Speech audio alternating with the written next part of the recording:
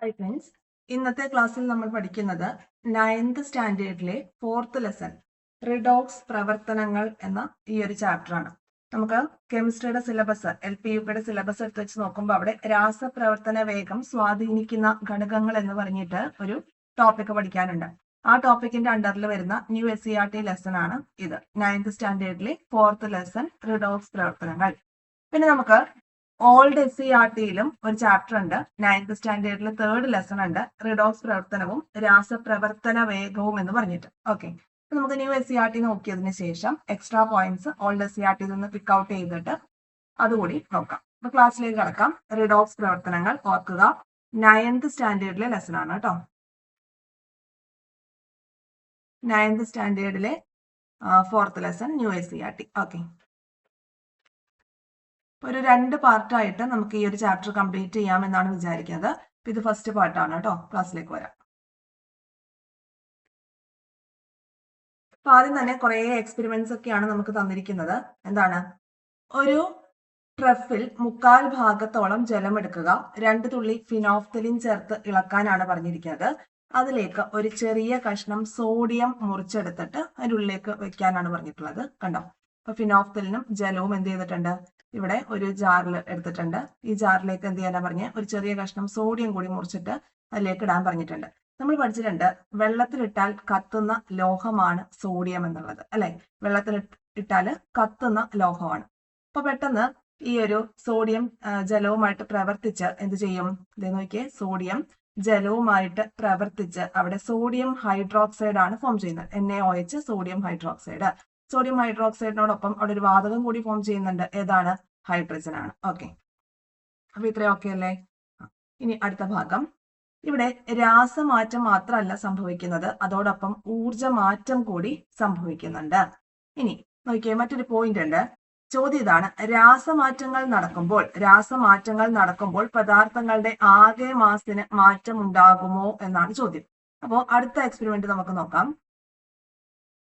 ഇന്ധനങ്ങൾ ജ്വലിക്കുമ്പോഴും കടലാസ് കത്തുമ്പോഴും പദാർത്ഥങ്ങളുടെ ആകെ മാസ് കുറഞ്ഞു വരുന്നതായാണല്ലോ അനുഭവപ്പെടുന്നത്. നമുക്ക് എന്താണ്, നേരിട്ട് അത് ഒബ്സർവ് ചെയ്യുമ്പോൾ നമുക്ക് തോന്നുന്നത് അങ്ങനെയാണ്. എന്നാൽ നമ്മൾ ഈ ഒരു എക്സ്പെരിമെന്റിലൂടെ അത് പ്രൂവ് ചെയ്യാൻ പോവാണ് കേട്ടോ.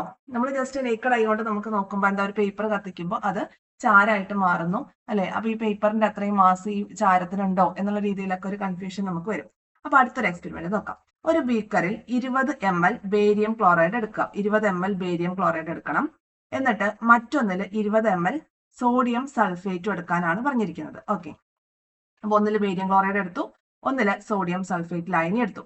ഇനി 2 ബീക്കറുകളും ഒന്നിച്ച് ഒരു ഇലക്ട്രോണിക് ബാലൻസിൽ വെച്ച് റീഡിംഗ് രേഖപ്പെടുത്തുക. അപ്പൊ നോക്കിയ റീഡിംഗ് എത്രയായിരുന്നു? 92.95 ഗ്രാം ആണ്.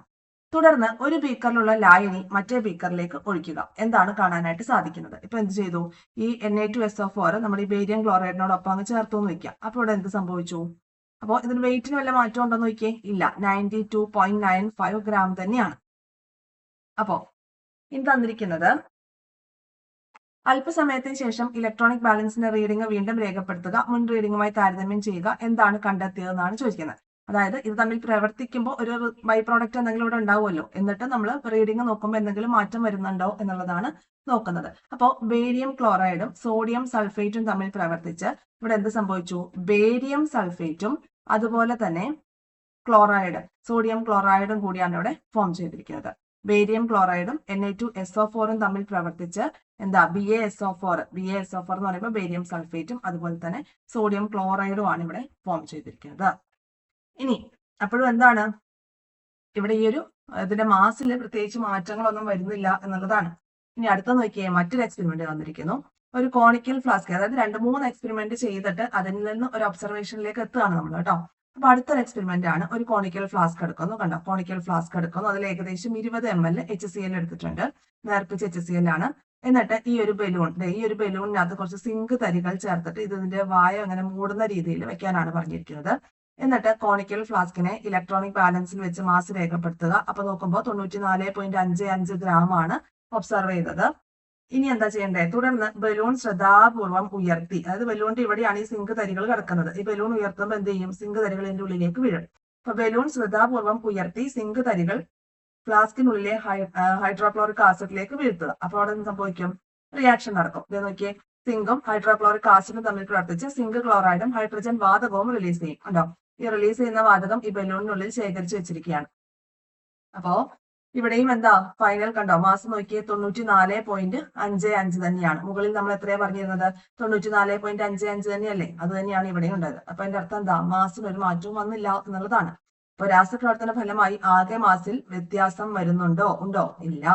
ഇനി നോക്കിയേ പോയിന്റ്, ഇന്ധനങ്ങളും കടലാസും കത്തുന്ന രാസപ്രവർത്തനങ്ങളിൽ ഉണ്ടാകുന്ന പ്രധാന ഉൽപ്പന്നമായിട്ടുള്ള കാർബൺ ഡയോക്സൈഡ്, ഒരു സംഭവം നമ്മൾ കത്തിച്ചാൽ അവിടെ കാർബൺ ഡയോക്സൈഡ് ഉണ്ടാവും, അതുപോലെ ജലബാഷ്പവും ഉണ്ടാവും. ഈ കാർബൺ ഡയോക്സൈഡും ജലബാഷ്പവും അന്തരീക്ഷത്തിൽ കലരുകയാണ് ചെയ്യുന്നത്, അല്ലെ?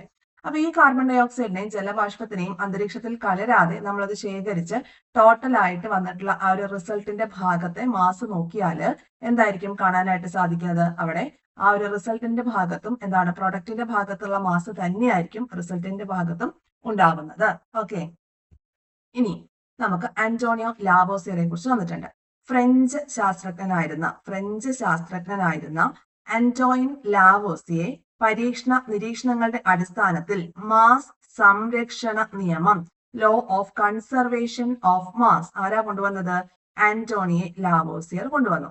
മാസ് സംരക്ഷണ നിയമത്തിന്റെ അടിസ്ഥാനത്തിൽ ഒരു രാസപ്രവർത്തനത്തിൽ അഭികാരകങ്ങളുടെ ആകെ മാസും ഉൽപ്പന്നങ്ങളുടെ ആകെ മാസും തുല്യമായിരിക്കും. പ്രൊഡക്റ്റിന്റെ മാസും അതുപോലെ തന്നെ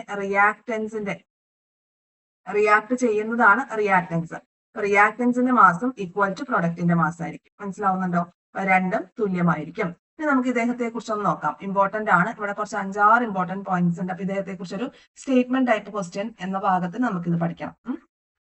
അപ്പൊ ആദ്യത്തെ പോയിന്റ്, ജ്വലന പ്രക്രിയയിൽ ഓക്സിജന്റെ പങ്ക് കണ്ടെത്തിയ വ്യക്തിയാണ്. രണ്ടാമത്തെ പോയിന്റ്, ശ്വസനം നടക്കുമ്പോൾ ഓക്സിജൻ ആഗിരണം ചെയ്യപ്പെടുന്നു. അതായത് ശ്വസന പ്രക്രിയയിൽ ഓക്സിജൻ ആഗിരണം ചെയ്യപ്പെടുകയും കാർബൺ ഡയോക്സൈഡ് പുറത്തുവിടുകയും ചെയ്യുന്നു എന്ന് കണ്ടെത്തിയതും ഇദ്ദേഹം തന്നെ. അടുത്ത പോയിന്റ്, ആസിഡുകളിൽ ഓക്സിജന്റെ സാന്നിധ്യം മനസ്സിലാക്കിയതും ഇദ്ദേഹം തന്നെയാണ്. നാലാമത്തെ പോയിന്റ്, ഓക്സിജൻ ഹൈഡ്രജൻ എന്നിവയ്ക്ക് പേര് നൽകി. അതുപോലെ അറിയപ്പെട്ടിരുന്ന മൂലകങ്ങളെ ലോഹങ്ങൾ, അലോഹങ്ങൾ എന്നിങ്ങനെ വർഗീകരിച്ചു. ആറാമത്തെ പോയിന്റ്, 1879 ഫ്രഞ്ച് വിപ്ലവത്തിന് ശേഷം ഉണ്ടായ രാഷ്ട്രീയ മാറ്റങ്ങളെ തുടർന്ന് 1794 പ്രതിപാദനായ ഈ ശാസ്ത്രജ്ഞൻ ഗില്ലറ്റിനാൽ മരണപ്പെട്ടു, അല്ലെ? അപ്പൊ ഇത്രയും കാര്യങ്ങൾ, ഒരു 6 പോയിന്റ്സ് ഉണ്ട്.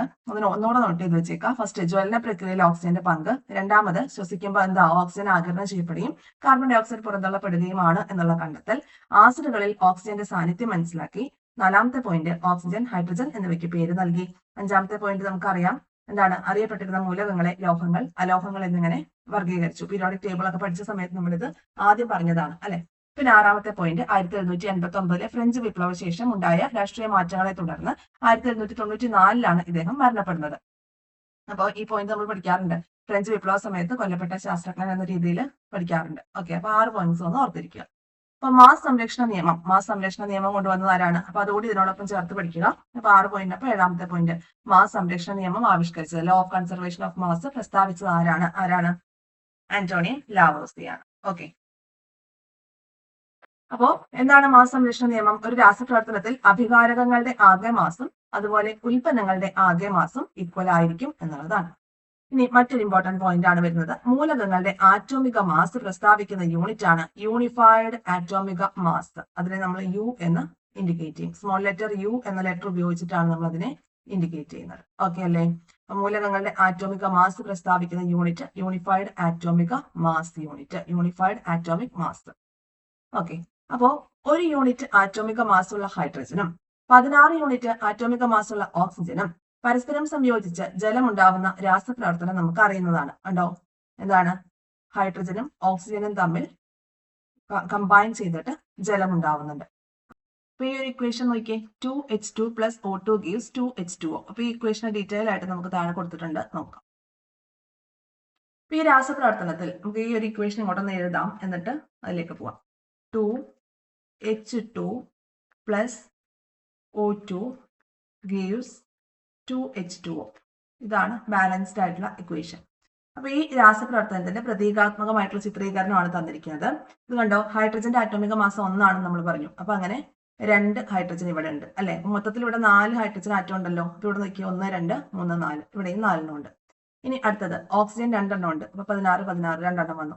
ഇനി 2H2O കണ്ടോ, ഇതൊരു H2O ആണ്. 16 H2O എന്ന് പറയുമ്പം ഹൈഡ്രജൻ 2 എണ്ണവും പിന്നെ അതുപോലെ ഓക്സിജൻ 1. ഇത് അടുത്തൊരു H2O ആണ്. ഓക്കെ, അപ്പൊ അതിന്റെ ഒരു റെപ്രസെന്റേഷൻ ആണ് തന്നിരിക്കുന്നത്. അപ്പൊ നമുക്ക് അതിനെ എങ്ങനെ എഴുതാം? ഇത് കണ്ടോ, 2H2O, ഇത് H2 ആണ്. ഓക്കെ, ഇത് അടുത്തൊരു H2 ആണ്. അപ്പൊ 2H2 ആയി. പിന്നെ 16 16 2 O2 കണ്ടോ, O2. അപ്പൊ O2 വന്നു. ഇനി അടുത്തത് 2H2O. ക്ലിയർ ആയല്ലോ? ഓക്കെ, ഇനി നമുക്ക് അപ്പൊ ഈ ഒരു ഭാഗമാണ് എന്ത്? റിയാക്ടൻസ് അല്ലെ. ഇത്രയാണ് റിയാക്ടൻസ് ആയിട്ട് വരുന്നത്. ഹൈഡ്രജനും ഓക്സിജനും ആണ് ഇവിടുത്തെ റിയാക്ടൻസ് അല്ലെങ്കിൽ അഭികാരകങ്ങൾ. അതിന്റെ പ്രോഡക്റ്റ് അല്ലെങ്കിൽ ഉൽപ്പന്നമാണ് ഈ വാട്ടർ എന്ന് പറയുന്നത്. അപ്പൊ അഭികാരകങ്ങളുടെ മാസും അതുപോലെ തന്നെ പ്രൊഡക്റ്റ് സൈറ്റിലെ മാസും ഈക്വൽ ആയിരിക്കണം. അതാണ് നമ്മൾ പറഞ്ഞ മാസ് സംരക്ഷണ നിയമം എന്ന് പറയുന്നത്. അപ്പൊ അഭികാരകങ്ങളുടെ ആകെ മാസ് ഇവിടെ കണ്ടോ, എത്ര ഹൈഡ്രജൻ വന്നിട്ടുണ്ട്, എത്ര ഹൈഡ്രജൻ ആറ്റങ്ങളുണ്ട്? 2 × 2 4, 1 2 3 4. അപ്പോ 4 യൂണിറ്റ് ഹൈഡ്രജൻ. പിന്നെ ഓക്സിജൻ ആണെങ്കിലോ 2 ഓക്സിജൻ, 16 16 32. അപ്പൊ 36 യൂണിറ്റ് ആണ് ഏതാ? റിയാക്ടൻ സൈഡിലുള്ള മാസ് എന്ന് പറയുന്നത്. ഉൽപ്പന്നങ്ങളുടെ ആകെ മാസ് ആണെങ്കിലോ 2H2O എന്നാണ്. അപ്പോ കണ്ടോ, 18 18 36. ഉൽപ്പന്നങ്ങളുടെ ആകെ മാസിന്റെ കേസിലേക്ക് വരുമ്പോൾ ഒരു H2O എന്ന് പറയുമ്പോൾ നമുക്കറിയാം എത്രയാ? ഓക്സിജന്റെ 16 ഉണ്ട്, അതുപോലെ തന്നെ ഹൈഡ്രജന്റെ 1, അങ്ങനെ 2 ഹൈഡ്രജൻ. അപ്പൊ 2 പ്ലസ് ചെയ്യുമ്പോൾ 18. അപ്പൊ ഒരു H2Oയിൽ 18, അടുത്ത H2Oയിൽ 18, അങ്ങനെ 18 18 36 യൂണിറ്റ്. അപ്പൊ നമുക്ക് എന്ത് മനസ്സിലായി? പ്രൊഡക്റ്റിന്റെ സൈഡിലുള്ള അതേ മാസ് തന്നെയാണ് റിയാക്ടന്റിന്റെ സൈഡിലും വന്നിരിക്കുന്നത്. ഓക്കെ, അപ്പൊ നോക്കിയേ, അഭികാരകങ്ങളുടെയും ഉൽപ്പന്നങ്ങളുടെയും ആകെ മാസ് തുല്യമായി. അഭികാരകങ്ങൾ ഒരു നിശ്ചിത അനുപാതത്തിൽ സംയോജിച്ച് ഉൽപ്പന്നങ്ങൾ ഉണ്ടാകുമ്പോൾ അവയിലെ ആറ്റങ്ങൾ പ്രത്യേക രീതിയിൽ പുനഃക്രമീകരിക്കപ്പെടുകയാണ് ചെയ്യുന്നത്. ആകെ ആറ്റങ്ങളുടെ എണ്ണത്തിലോ ആകെ മാസിലോ വ്യത്യാസം ഉണ്ടാകുന്നില്ല. അപ്പൊ ഈ ഒരു കാര്യം മനസ്സിലാക്കി വെക്കുക. അഭികാരകങ്ങൾ ഒരു നിശ്ചിത അനുപാതത്തിൽ സംയോജിച്ചിട്ട് റിയാക്ഷൻ നടന്ന് അവിടെ ഉൽപ്പന്നങ്ങൾ ഉണ്ടാകുമ്പോൾ അവയിലെ ആറ്റങ്ങൾ ഒരു പ്രത്യേക രീതിയിൽ പുനഃക്രമീകരിക്കപ്പെടുകയാണ് ചെയ്യുന്നത്. മനസ്സിലാവുന്നുണ്ടോ? അവിടെ ആറ്റങ്ങളുടെ എണ്ണത്തിലാകട്ടെ അല്ലെങ്കിൽ മാസിലാകട്ടെ ഒരു വ്യത്യാസവും ഉണ്ടാകുന്നില്ല. ഇനി അടുത്തൊരു എക്സാമ്പിൾ ആണ് നമുക്ക് തന്നിരിക്കുന്നത്. കാർബണും ഓക്സിജനും സംയോജിച്ച് കാർബൺ ഡയോക്സൈഡ് ആണ് ഇവിടെ ഫോം ചെയ്യുന്നത്. അപ്പോൾ അതിന്റെ ഒരു റെപ്രസെന്റേഷൻ തന്നിട്ടുണ്ട്. കാർബൺ എന്ന് പറയുമ്പോൾ 12 യൂണിറ്റ് ആണ്. ഓക്സിജൻ 2 എണ്ണം ഉണ്ട്, അപ്പൊ 16 16 തന്നിട്ടുണ്ട്. ഇനി കാർബൺ ഡയോക്സൈഡ് എന്ന് പറയുമ്പോൾ 2 ഓക്സിജൻ, 2 ഓക്സിജൻ പിന്നെ ഒരു കാർബൺ. ഇനി അഭികാരകങ്ങളുടെ ആകെ മാസ്. അഭികാരകങ്ങൾ എന്ന് പറയുമ്പോൾ റിയാക്ടൻസ്. അഭികാരകങ്ങളുടെ ആകെ മാസ് എത്ര വരും? ഇവിടെ നോക്കിയേ, 12 പ്ലസ് പിന്നെ 16 16 32. 16 പ്ലസ് 16 അത് ആഡ് ചെയ്ത് 32 എന്ന് ഒന്നിച്ചെഴുതാം. ഓക്കെ, അപ്പൊ നമുക്ക് 44 യൂണിറ്റ് എന്ന് കിട്ടും. 44 യൂണിറ്റ്. ഇനി ഉൽപ്പന്നങ്ങളുടെ എന്ന് പറയുമ്പോൾ എത്ര വരും? ഒരു 16 ഓക്സിജന്റേത്, അടുത്തത് ഒരു 12 കാർബണിന്റേത്, പിന്നെ അടുത്തൊരു 16 ആരുടെ? ഓക്സിജന്റെ. അപ്പോഴും എന്ത് വന്നു? 44 യൂണിറ്റ് എന്ന് വന്നു. മനസ്സിലായല്ലോ? അഭികാരകങ്ങളുടെ ആകെ മാസും ഉൽപ്പന്നങ്ങളുടെ ആകെ മാസും തുല്യമായതിനാൽ ഇവിടെ മാസ് സംരക്ഷണ നിയമം പാലിക്കപ്പെട്ടു. അതാണ് ഇവിടുത്തെ എന്ത്? നിഗമനം, കൺക്ലൂഷൻ. ഓക്കെ അല്ലേ? മീഥെയ്ൻ വായുവിൽ കത്തുമ്പോൾ CH4 വായുവിൽ കത്തുക എന്ന് പറഞ്ഞാൽ ഓക്സിജനുമായി റിയാക്ട് ചെയ്യുക എന്നുള്ളതാണ്. അപ്പൊ അതിന്റെ ബൈ പ്രോഡക്റ്റ് ആയിട്ട് ജലബാഷ്പവും അതുപോലെ തന്നെ കാർബൺ ഡൈ ഓക്സൈഡും ആണ് ഉണ്ടാവുന്നത്. അതിന്റെ റെപ്രസെന്റേഷൻ ആണ് ഈ തന്നിരിക്കുന്നത്.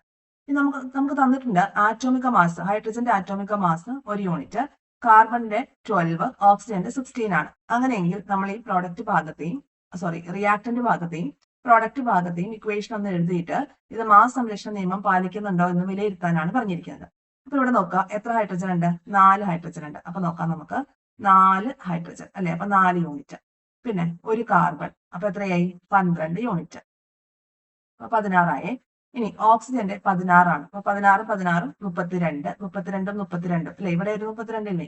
അപ്പൊ എത്ര വരും? 64 അപ്പൊ എത്ര വരും? 64 യൂണിറ്റ്. ഇത് ആഡ് ചെയ്യുമ്പോൾ നമ്മുടെ റിയാക്ടന്റിന്റെ സൈഡില് എത്ര വന്നു? നോക്കിയേ, 12 4 16, 16 ആകുമ്പോൾ ഇവിടെ 80 വന്നു അല്ലെ, 80 യൂണിറ്റ് എന്ന് വന്നു. ക്ലിയർ അല്ലേ? ഇനി അടുത്തത്, ഇനി നമുക്ക് പ്രോഡക്റ്റിന്റെ സൈഡിൽ നോക്കാം. പ്രോഡക്റ്റിന്റെ സൈഡിലാവുമ്പോൾ 2 ഓക്സിജൻ ഇവിടെ ഉണ്ട്, കാർബൺ ഡൈ ഓക്സൈഡിന്റെ. അപ്പൊ 16 16 32. ഓക്കെ, 32 പ്ലസ് ഒരു കാർബൺ ഇല്ലേ ഇവിടെ? കാർബണിന്റെ 12. അപ്പൊ എത്രയായി 44 പ്ലസ് H2O എന്ന് പറയുമ്പോൾ ഇവിടെ ഒരു 18 ഉണ്ട് അല്ലെ, ഇത് 16, 17, 18, 18 എത്ര വന്നു? 36 വന്നു. അപ്പൊ ഇതെല്ലാം കൂടി ആഡ് ചെയ്യുമ്പോൾ ഇവിടെയും എത്ര വന്നു? 80 യൂണിറ്റ് വന്നു. അപ്പൊ നമുക്ക് എന്ത് പറയാം? നോക്കിയേ, ഈ ഒരു പ്രവർത്തനം, അതായത് മീഥെയിൻ വായുവിൽ കത്തുന്ന ആ ഒരു പ്രവർത്തനം മാസ് സംരക്ഷണ നിയമം പാലിക്കുന്നുണ്ട് എന്ന് നമ്മൾ കണ്ടെത്തി. ഓക്കെ അല്ലേ? ഇനി അടുത്തത് ബാലൻസിങ് ഓഫ് കെമിക്കൽ ഇക്വേഷൻസ് ആണ് നോക്കാനായിട്ട് പോകുന്നത്. ബാലൻസിങ് ഓഫ് കെമിക്കൽ ഇക്വേഷൻ അല്ലെങ്കിൽ രാസസമവാക്യ സമീകരണം. രാസസമവാക്യ സമീകരണം, ബാലൻസിങ് ഓഫ് കെമിക്കൽ ഇക്വേഷൻ നോക്കാം. പ്രതീകങ്ങളും രാസസൂത്രങ്ങളും ഉപയോഗിച്ച് രാസപ്രവർത്തനങ്ങളെ ശാസ്ത്രീയമായി സൂചിപ്പിക്കുന്ന രീതിയാണ് രാസസമവാക്യം അല്ലെങ്കിൽ കെമിക്കൽ ഇക്വേഷൻ എന്ന് പറയുന്നത്.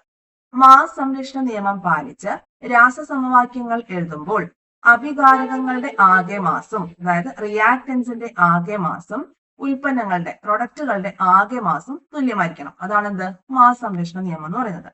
രാസ സമവാക്യങ്ങളിൽ അഭികാരകങ്ങളിലെയും ഉൽപ്പന്നങ്ങളിലെയും ഒരേ ഇനത്തിൽപ്പെട്ട ആറ്റങ്ങളുടെ എണ്ണം തുല്യമാക്കിക്കൊണ്ട് ഇത് സാധ്യമാക്കാം. എന്താണ് തുല്യമാക്കേണ്ടത്?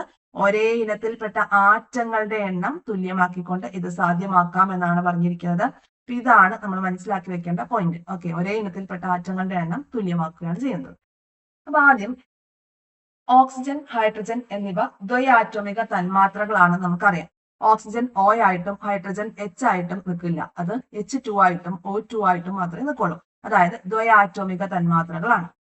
ഇവയുടെ ആറ്റങ്ങളെ പ്രതീകങ്ങൾ ഉപയോഗിച്ച് എങ്ങനെ എഴുതാമെന്നാണ് ചോദിച്ചിരിക്കുന്നത്. ഓക്സിജന്റെ എങ്ങനെയാ എഴുതാം? O2 എന്ന് എഴുതും അല്ലെ, O2. ഹൈഡ്രജന്റെ ആണെങ്കിലോ H2 എന്നും എഴുതും. ഇനി ഇവ ചേർന്നുണ്ടാവുന്ന ജലതന്മാത്രയിൽ H2Oയിലുള്ള ആകെ ആറ്റങ്ങളുടെ എണ്ണം എത്ര? നോക്കിയേ, ഇവിടെ ഓക്സിജനിൽ 2 ആറ്റം ഉണ്ട്, ഹൈഡ്രജനിൽ 4 ആറ്റം ഉണ്ട്. അപ്പൊ 2, 2, 4. പക്ഷെ ഇവരുടെ പ്രോഡക്റ്റ് ആയിട്ട് ഫോം ചെയ്യുന്ന ജലത്തില് 2, 1, 3 ആറ്റങ്ങളാണ് ഉള്ളത്. അപ്പൊ നമ്മൾ ഇത് എന്ത് ചെയ്യണം? മാസ് സംരക്ഷണ നിയമപ്രകാരം ഇതിനെ തുല്യമാക്കി, ഒരേ ഇനത്തിൽപ്പെട്ട ആറ്റങ്ങളുടെ എണ്ണം തുല്യമാക്കിക്കൊണ്ട് നമ്മളുടെ ഇക്വേഷൻ ബാലൻസ് ചെയ്യണം. ഇനി അതാണ് നമ്മൾ ചെയ്യാനായിട്ട് പോകുന്നത്. ഓക്കെ, ഇവിടെ 3 എന്നുള്ളത് കിട്ടി അല്ലെ. ഇനി 5 H2Oയിലുള്ള തന്മാത്രകളുടെ എണ്ണവും ആകെ ആറ്റങ്ങളുടെ എണ്ണവും കണക്കാക്കുക. അപ്പൊ ഇവിടെ തന്മാത്രകളുടെ എണ്ണം എന്ന് പറയുമ്പോൾ എത്രയാ? 5 തന്മാത്രയാണ്. 5 ജല തന്മാത്രകളാണ് ഇവിടെ ഉള്ളത്. ആകെ ആറ്റങ്ങൾ എന്ന് പറയുമ്പോൾ ഹൈഡ്രജനിൽ 2 ആറ്റം, ഇവിടെ 5 × 2 10 ആയി. 10 പ്ലസ് ഓക്സിജനിൽ ഇവിടെ 1 കൊടുത്തിരിക്കുന്നത്. 1 × 5 5, 15 ആറ്റങ്ങൾ. 15 ആറ്റവും 5 തന്മാത്രകളുമാണ് 5H2Oയിൽ ഉള്ളത്. ഓക്കെ, ഇനി നമ്മൾ ഇതെങ്ങനെയാണ് ബാലൻസ് ചെയ്യുന്നതെന്നാണ് പഠിക്കാനായിട്ട് പോകുന്നത്. ഓക്കെ, മനസ്സിലായോ എന്താ ബാലൻസ് ചെയ്യേണ്ടതിന്റെ കാരണം എന്താ? ഇവിടെ നമ്മൾ ഓക്സിജനിൽ 2 പറഞ്ഞു, ഹൈഡ്രജനിൽ 2 ആറ്റം പറഞ്ഞു. പക്ഷെ ഇത് ഫോം ചെയ്യുന്ന H2Oയിൽ H2O എന്ന് മാത്രം എഴുതുമ്പോൾ ഇവിടെ 3 ആറ്റമേ ഉള്ളൂ. അപ്പൊ ശരിയാവുമോ? ഇല്ല. അപ്പൊ അതിനെ നമ്മളൊന്ന് ബാലൻസ് ചെയ്ത് റെഡിയാക്കി എടുക്കണം. ഓക്കെ, അപ്പൊ അതില് ഒന്നാമത്തെ ഘട്ടം കുറച്ച് ഈസി ആയിട്ട് പഠിക്കാനായിട്ട് ഘട്ടം ഘട്ടമായിട്ടാണ് ഇതിന്റെ ബാലൻസിങ് കൊടുത്തിരിക്കുന്നത്. ഹൈഡ്രജനും ഓക്സിജനും സംയോജിച്ച് ജലമുണ്ടാവുന്ന രാസപ്രവർത്തനത്തിന്റെ സമവാക്യം സമീകരിക്കുന്നത് അല്ലെങ്കിൽ ബാലൻസ് ചെയ്യുന്നതാണ് നമ്മൾ പഠിക്കുന്നത്. അപ്പൊ ആദ്യം ഹൈഡ്രജനും ഓക്സിജനും തമ്മിൽ റിയാക്ട് ചെയ്തിട്ടാണ് വാട്ടർ ഉണ്ടാവുന്നത് നമുക്കറിയാം. ഇത് ബാലൻസ്ഡ് ഇക്വേഷൻ അല്ല. കാരണം എന്താ? ഇവിടെ 2, ഇവിടെ 2, 2, 2, 4 ആറ്റം. ഇവിടെ ആണെങ്കിൽ 2, 1, 3 ആറ്റം. ശരിയാവില്ല അല്ലെ. അപ്പൊ അഭികാരകങ്ങളുടെ ആറ്റങ്ങളുടെ എണ്ണം 4, ഉൽപ്പന്നങ്ങളിലെ ആറ്റങ്ങളുടെ എണ്ണം 3. അതുകൊണ്ട് ആ പരിപാടി ശരിയാവില്ല. പിന്നെ നമുക്കൊന്ന് ശരിയാക്കി എടുക്കണം. എങ്ങനെ? ഉൽപ്പന്നങ്ങളിലെ ഓക്സിജന്റെ എണ്ണവും 2 ആക്കണം. നോക്കിയേ, ഇവിടെ നോക്കിയേ, ഇവിടെ 2 ഓക്സിജൻ ആണ്. അപ്പൊ ഇവിടെ H2 plus O2 gives H2O എന്ന് എഴുതുമ്പോൾ ഇവിടെ ഒരു ഓക്സിജൻ അല്ലേ ഉള്ളൂ, ഇവിടെ 2 ഓക്സിജൻ ഉണ്ട്. അപ്പൊ നമുക്ക് ഇവിടെ ഒരു 2 ഇട്ട് കൊടുത്താൽ എന്തായി? ഓക്സിജന്റെ എണ്ണം 2 ആയി അല്ലെ. അപ്പൊ ഇവിടെ പ്രശ്നം പറ്റി, ഹൈഡ്രജന്റെ എണ്ണം 4 ആയി മാറി. അപ്പൊ എന്ത് ചെയ്യും നോക്കാം. ഇവിടെ അഭികാരകങ്ങളിലെ ആറ്റങ്ങളുടെ എണ്ണം എന്ന് പറയുന്നത് ഹൈഡ്രജന്റെ 2, ഓക്സിജന്റെ 2. ഇനി ഇവിടെ നോക്കുമ്പോഴോ ഉൽപ്പന്നങ്ങളുടെ കേസിലേക്ക് വരുമ്പോൾ ഇപ്പൊ ഹൈഡ്രജന്റെ എണ്ണം 4 ആയി, ഓക്സിജന്റെ എണ്ണം 2 ആയി. അപ്പൊ ഇവിടെ ഒരു വ്യത്യാസം വന്നിട്ടുണ്ട്, ഇവിടെ 2 എക്സ്ട്രാ വന്നിട്ടുണ്ട് അല്ലെ. ഇനി എന്ത് ചെയ്യും? അഭികാരകങ്ങളിലെ ഹൈഡ്രജൻ ആറ്റങ്ങളുടെ എണ്ണം 4 ആക്കണം. അപ്പൊ അങ്ങനെ വരുമ്പോൾ നമ്മൾ ഈ അഭികാരകങ്ങളിലും ഹൈഡ്രജന്റെ എണ്ണം 4 ആവുകയാണെങ്കിൽ അത് ഓക്കെ. അങ്ങനെ വരുമ്പോൾ നമുക്ക് എന്ത് ചെയ്യാം? ഈ ഹൈഡ്രജനോടൊപ്പം ഇവിടെ 2 ചേർത്ത് കൊടുക്കുകയാണെങ്കിൽ, ഇവിടെ 2 ചേർത്ത് കൊടുത്തിരിക്കുന്നുണ്ടോ? ഇങ്ങനെ 2 ചേർത്ത് കൊടുക്കുമ്പോൾ ഇവിടെ 4 ഹൈഡ്രജൻ ആയില്ലേ, ഇവിടെയും 4 ഹൈഡ്രജൻ ആയില്ലേ, ഇവിടെ 2 ഓക്സിജൻ, ഇവിടെയും 2 ഓക്സിജൻ. ഇപ്പൊ ഓക്കെ ആയില്ലേ? ഇനി നോക്കിയേ, അതാണ് ഈ പറഞ്ഞിരിക്കുന്നത്. അഭികാരകങ്ങളിലെ ഹൈഡ്രജൻ ആറ്റം 4, ഓക്സിജൻ 2. ഇനി ഉൽപ്പന്നങ്ങളിലെ ആറ്റങ്ങളുടെ എണ്ണം ഇവിടെ നോക്കിയേ, ഹൈഡ്രജൻ 4, ഓക്സിജൻ 2. ഇപ്പോ എന്ത് സംഭവിച്ചു? അഭികാരക തന്മാത്രകളിലെയും ഉൽപ്പന്ന തന്മാത്രയിലെയും ഒരേ ഇനത്തിൽപ്പെട്ട ആറ്റങ്ങളുടെ എണ്ണം തുല്യമാക്കിക്കൊണ്ട് നമ്മൾ ഇക്വേഷൻ ബാലൻസ് ചെയ്തു. ഹൈഡ്രജനും ഓക്സിജനും സംയോജിച്ച് ജലമുണ്ടാവുന്ന രാസപ്രവർത്തനത്തിന്റെ ബാലൻസ്ഡ് ഇക്വേഷൻ എങ്ങനെ എഴുതുന്നു മനസ്സിലായല്ലോ. ഒരു രാസപ്രവർത്തനത്തിലെ അഭികാരകങ്ങളിലെയും ഉൽപ്പന്നങ്ങളിലെയും ഒരേ ഇനത്തിൽപ്പെട്ട ആറ്റങ്ങളുടെ എണ്ണം, നമ്മൾ ഓൾറെഡി പറഞ്ഞാണ്, ഒരേ ഇനത്തിൽപ്പെട്ട ആറ്റങ്ങളുടെ എണ്ണം തുല്യമാക്കുന്ന പ്രക്രിയയാണ് രാസസമീകരണം. ഇങ്ങനെ കിട്ടുന്ന ഇക്വേഷനെയാണ് എന്ത് പറയുന്നത്? ബാലൻസ്ഡ് കെമിക്കൽ ഇക്വേഷൻ അല്ലെങ്കിൽ സമീകൃത രാസ സമവാക്യം എന്ന് പറയുന്നത്. ഓക്കെ ആയല്ലോ. ഒരേ ഇനത്തിൽപ്പെട്ട ആറ്റങ്ങളുടെ എണ്ണമാണ് നമ്മൾ തുല്യമാക്കി എടുക്കുന്നത്. അത് മനസ്സിലാക്കാം. ഓക്കെ, ഇനി മറ്റു കുറച്ച് എക്സാമ്പിൾ കൂടി തന്നിട്ടുണ്ട്, നോക്കാം നമുക്ക്. മെഗ്നീഷ്യം ഓക്സിജനിൽ കത്തുമ്പോൾ മെഗ്നീഷ്യം ഓക്സൈഡ് ഉണ്ടാകുന്നു. നമ്മൾ ജസ്റ്റ് എഴുതുമ്പോൾ എങ്ങനെയാ? Magnesium Mg, oxygen O2 MgO എന്ന് എഴുതും. പക്ഷെ വരുമ്പോൾ ഇവിടെ ഓക്സിജനിൽ 2 ആറ്റം ഉണ്ട്, മെഗ്നീഷ്യത്തിൽ 1 ആറ്റമേ ഉള്ളൂ. ഇവിടെ നോക്കുമ്പോഴോ ഓക്സിജനിൽ 1 ആറ്റം മാത്രമേ ഉള്ളൂ. ഓക്സിജനിൽ ആദ്യം നമുക്ക് 2 ആറ്റം ആക്കാം. അതിന് വേണ്ടിയിട്ട് എന്ത് ചെയ്തു? ഇവിടെ ഒരു 2 കൊടുത്തു. ഇവിടെ ഈ 2 കൊടുത്തപ്പോൾ മെഗ്നീഷ്യത്തിനും ഈ 2 വന്നില്ലേ? അപ്പൊ ഇവിടെ മെഗ്നീഷ്യം എന്തേ ഉള്ളൂ? 1 ഉള്ളൂ. ഇപ്പുറത്തെ ഒരു 2 കൂടി കൊടുത്താൽ അത് ഈക്വൽ ആയില്ലേ? ഇവിടെ 2 Mg, ഇവിടെ 2 ഓക്സിജൻ, ഇവിടെ 2 Mg 2 ഓക്സിജൻ. അപ്പൊ അത് ഓക്കെ ആയല്ലോ. രാസസമവാക്യം എങ്ങനെ കിട്ടും? സമീകൃത രാസസമവാക്യം എങ്ങനെ കിട്ടും? 2Mg + O2 gives 2MgO എന്ന് കിട്ടും. ഓക്കെ അല്ലേ? ഇനി അടുത്തത്, ഹൈഡ്രജനും ക്ലോറിനും തമ്മിൽ റിയാക്ട് ചെയ്ത് ഹൈഡ്രജൻ ക്ലോറൈഡ് ഉണ്ടായി. H2 + Cl2. അപ്പോൾ HCl എന്നല്ലേ വന്നുള്ളൂ. ഇവിടെ 2 ഹൈഡ്രജൻ ആറ്റം, ഇവിടെ 2 ക്ലോറിൻ ആറ്റം. ഇവിടെയോ പ്രൊഡക്റ്റിന്റെ സൈഡിലോ 1 ഹൈഡ്രജൻ 1 ക്ലോറിൻ. അപ്പൊ ഇവിടെ 2 ഇട്ട് കൊടുത്താൽ ഓക്കെ ആയില്ലേ? വാരിയതിലേക്ക് വന്നു. ഇനി സിങ്കും ഹൈഡ്രോക്ലോറിക് ആസിഡും തമ്മിലുള്ള റിയാക്ഷൻ. അപ്പൊ സിങ്ക് ക്ലോറൈഡും ഹൈഡ്രജനും ആണ് ഫോം ചെയ്തത്. നോക്കി, ഇവിടെ Cl2 ആണ്, പക്ഷെ ഇവിടെ ക്ലോറിൻ 1 ഉള്ളൂ. ഹൈഡ്രജൻ ഇവിടെ 2, ഇവിടെയോ ഇവിടെ 1 ഉള്ളൂ. അപ്പൊ ഇവിടെ ഇപ്പുറത്ത് 2 ഇട്ട് കൊടുത്താൽ ശരി. ഇനി അലുമിനിയം ഓക്സിജനും തമ്മിൽ റിയാക്ട് ചെയ്യുന്നത് നോക്കി.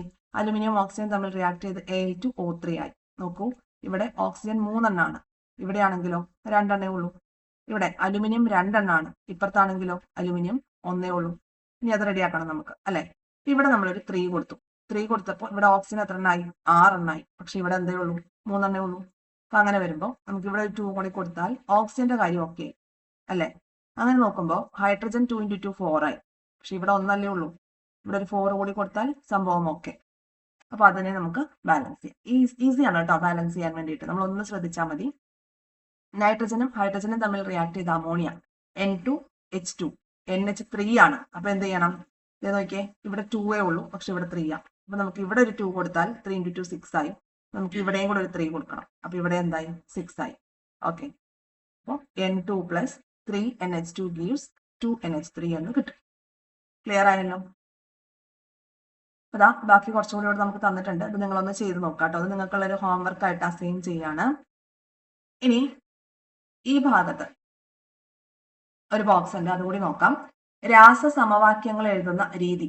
രാസസമവാക്യങ്ങൾ എഴുതുമ്പോൾ അഭികാരകങ്ങളുടെയും ഉൽപ്പന്നങ്ങളുടെയും ഭൗതിക അവസ്ഥ, ഊർജമാറ്റം, ഉൾപ്രേരകങ്ങളുടെ സാന്നിധ്യം മുതലായവ വ്യക്തമാക്കി എഴുതുന്ന രീതിയാണ് പൊതുവെ അവലംബിച്ച് വരുന്നത് എന്നാണ് പറയുന്നത്. അപ്പൊ നോക്കിയേ, രാസസമവാക്യങ്ങൾ എഴുതുമ്പോൾ അഭികാരകങ്ങളുടെയും ഉൽപ്പന്നങ്ങളുടെയും ഭൗതികാവസ്ഥ എന്തൊക്കെ കാര്യങ്ങൾ സൂചിപ്പിക്കും?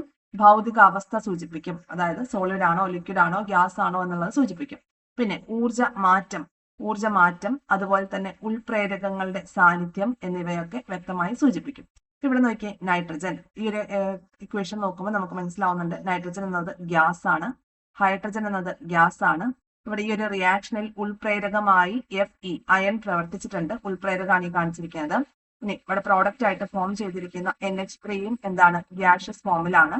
കൂടാതെ തന്നെ അവിടെ എന്ത് റിലീസ് ചെയ്തിട്ടുണ്ട്? കുറച്ച് താപം റിലീസ് ചെയ്തിട്ടുണ്ട്. ഊർജ്ജമാറ്റാണ് ആ കാണിച്ചിരിക്കുന്നത്. അപ്പോൾ രാസസമവാക്യം എഴുതുമ്പോൾ നമ്മളിപ്പോൾ ബാലൻസ്ഡ് ഇക്വേഷൻ എഴുതിയതിനോടൊപ്പം തന്നെ അതിന്റെ ഭൗതികാവസ്ഥയും ഊർജ്ജമാറ്റവും അതുപോലെ ഉൾപ്രേരകങ്ങളുടെ സാന്നിധ്യം എന്നുള്ള കാര്യങ്ങളൊക്കെ സൂചിപ്പിക്കാറുണ്ടെന്നാണ്. ഇതിന്റെ കൂടെ ബ്രാക്കറ്റിൽ G എന്നോ S എന്നോ കണ്ടാൽ നമ്മളത് ഭൗതികാവസ്ഥയാണെന്ന് മനസ്സിലാക്കണം. അതുപോലെ ഈ ഗീവ്സ് എന്നുള്ള ഇക്വേഷന്റെ മുകളിൽ എഴുതുന്ന ഭാഗം എന്താണ്? അത് ഉൾപ്രേരകങ്ങളുടെ സാന്നിധ്യമാണ് കാണിക്കുന്നത്, കാറ്റലിസ്റ്റിന്റെ സാന്നിധ്യമാണ് കാണിക്കുന്നത്. പിന്നെ റിലീസ് ചെയ്യുന്ന താപം അനുസരിച്ച് നമുക്കത് ഊർജ്ജമാറ്റം എന്താണ് സംഭവിച്ചതെന്നുള്ളതും കൂടി മനസ്സിലാക്കാൻ പറ്റും. അപ്പൊ ഇത് നിങ്ങൾ ഹോംവർക്കായിട്ട് ചെയ്യുക, ഇത് 3 കേട്ടോ. ചെയ്ത് നോക്കുമ്പോൾ നമുക്കത് ബാലൻസ്ഡ് ഇക്വേഷൻ നോക്കി മനസ്സിലാക്കാനായിട്ട് സാധിക്കും. അപ്പൊ ഇത്രയാണ് പാർട്ട് 1 ക്ലാസ്. ഇനി ഈ ഓക്സീകരണവും നിരോക്സീകരണവും നമ്മൾ പാർട്ട് 2 ആയിട്ട് തൊട്ടടുത്ത ദിവസം തന്നെ അപ്ലോഡ് ചെയ്യുന്നതാണ്. അപ്പൊ നമ്മുടെ ക്ലാസ്സുകളൊക്കെ നിങ്ങൾക്ക് യൂസ്ഫുൾ ആവുന്നുണ്ടെങ്കിൽ തീർച്ചയായും ചാനൽ സബ്സ്ക്രൈബ് ചെയ്ത് സപ്പോർട്ട് ചെയ്യുക, ഷെയർ ചെയ്ത് ഫ്രണ്ട് സർക്കിളിലേക്ക് കൂടി എത്തിക്കുക. നമ്മുടെ LP UPയുടെ പെയ്ഡ് ബാച്ച് അതിന്റെ അഡ്മിഷൻ മെയ് 31 2026 വരെ നീളുന്നതാണ്. അതായത് കേട്ടറ്റിന്റെ റിസൾട്ട് വന്ന് ആ കുട്ടികളെ കൂടി നമ്മൾ വെയിറ്റ് ചെയ്യുന്ന രീതിയിലാണ് അഡ്മിഷന്റെ ഡേറ്റ് വെച്ചിരിക്കുന്നത്. മെയ് 31 നമ്മൾ അഡ്മിഷൻ ക്ലോസ് ചെയ്യും. വളരെ അഫോർഡബിൾ ആയിട്ടുള്ള റേറ്റിനാണ് നിങ്ങൾക്ക് എക്സാം വരെ വാലിഡിറ്റി ഉള്ള LP UP paid course available ആവുന്നത്. അതുകൊണ്ട് തന്നെ തീർച്ചയായിട്ടും താല്പര്യമുള്ളവർ ഈ ഒരു കോഴ്സ് പർച്ചേസ് ചെയ്യുക. കോഴ്സ് പർച്ചേസ് ചെയ്യാൻ വേണ്ടിയിട്ട് എക്സാം വോയിസിന്റെ ടെലഗ്രാം ചാനലിലേക്ക് ജോയിൻ ചെയ്യുക. അവിടെ പെയ്ഡ് കോഴ്സിന്റെ ഫുൾ ഡീറ്റെയിൽസ് കൊടുത്തിട്ടുണ്ട്. നമ്മുടെ ക്ലാസ്സുകൾ മെയ് 11 ഓൺവേർഡ്സ് സ്റ്റാർട്ട് ചെയ്തിട്ടുണ്ട്. റിവിഷന് കൂടുതൽ ഇമ്പോർട്ടൻസ് കൊടുത്തുകൊണ്ടാണ് നമ്മുടെ ക്ലാസ്സുകൾ മുന്നോട്ട് പോകുന്നത്. ഏകദേശം 100 എബവ് കുട്ടികൾ നമ്മളുടെ ഈ ഒരു കോഴ്സിലേക്ക് ജോയിൻ ചെയ്തിട്ടുണ്ട്. അപ്പൊ നിങ്ങളുടെ താല്പര്യം അനുസരിച്ച് ജോയിൻ ചെയ്യാനായിട്ട് ശ്രമിക്കുക. Thank you all. Have A nice day.